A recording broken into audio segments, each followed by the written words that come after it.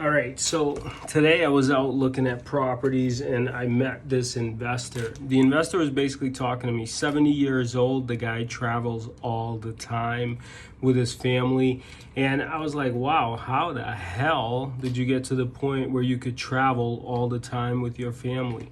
And he basically was telling me that for the last 22 years, he was in dentistry, right? So he was an orthodontist, he owned a practice, which lately I've been seems to be running into a lot of these people with businesses that they have started and ran the businesses. He said he's never really spent his money except for buying and investing in real estate. And he did that for the past 30 years.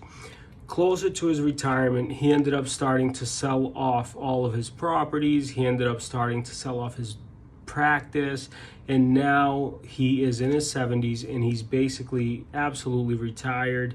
And he said that he just travels the world and he comes around, state keeps a house locally because that's where a lot of his kids and family are. So if you're looking to retire and you have a good game plan, what you can do is take the money that you earn from your working income and save it and invest it into real estate where you could get good, safe returns, and then you too can travel the world.